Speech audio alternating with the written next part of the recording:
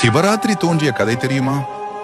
மகிமை மிக்க இந்த மகா சிவராத்திரி தோன்றியது திருவண்ணாமலை தலத்தில்தான் என்பது பலருக்கும் தெரியாத ரகசியமாக உள்ளது.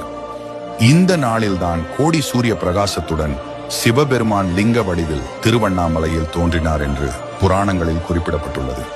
இதன் பின்னணியில் ஒரு புராண நிகழ்வு சொல்லப்படுகிறது.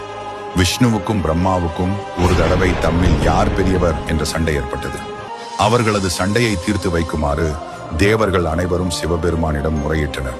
அதை ஏற்று சிவபெருமான் மிகப்பெரிய நெருப்பு பிழம்பாக விஷ்ணு பிரம்மா இருவர் முன்பும் தோன்றினார். அந்த நெருப்பு பிழம்பு மண்ணுக்கும் விண்ணுக்கும் பரவி மிக பிரமாண்டமாக காட்சியளித்தது. அந்த நெருப்பு பிழம்பு விஷ்ணு பிரம்மா இருவரிடமும், எனது அடிமுடியை யார் முதலில் தொட்டு வருகிறீர்களோ அவரே இந்த உலகின் பெரியவர் ஆவார் என்றது. உடனே விஷ்ணு வராக பன்றி உருவம் எடுத்து அந்த நெருப்பு பிழம்பின் அடியை காண்பதற்காக பூமியை துளைத்து சென்றார். பிரம்மனோ அன்ன பறவையாக மாறி நெருப்பு பிழம்பின் முடியை கண்டு வருகிறேன் என்று உயரே பறந்து சென்றார். பல ஆண்டுகள் யுகங்களாக முயன்றும் விஷ்ணு பிரம்மா இருவராலும் அந்த நெருப்பு பிழம்பின் அடி முடியை காண இயலவில்லை. இது ஈசனின் செயலாகத்தான் இருக்கும் என்பதை உணர்ந்த விஷ்ணு தனது முயற்சியை கைவிட்டு திரும்பி வந்தார். அவரிடம் இருந்த ஆணவம் காணாமல் போய்விட்டது. ஆனால் பிரம்மாவிடம் இருந்த அகந்தை மட்டும் நீங்கவில்லை. உயர பறக்க முடியாமல் சோர்வடைந்து திரும்பிக் கொண்டிருந்த பிரம்மா ஒரு தாழம்பூவை பார்த்தார்.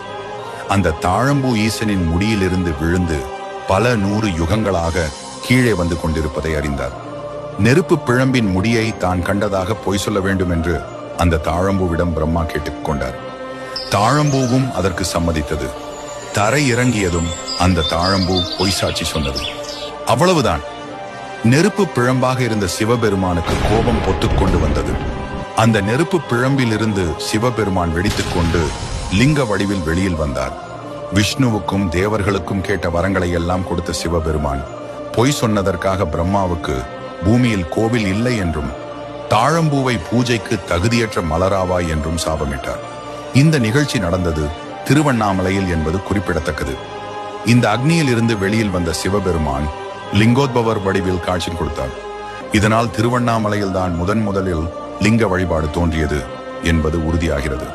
மாசி மாத சிவராத்திரி அன்று இந்த நிகழ்வு நடந்ததால் அது மகா சிவராத்திரி என்று சிறப்பித்து கூறப்படுகிறது.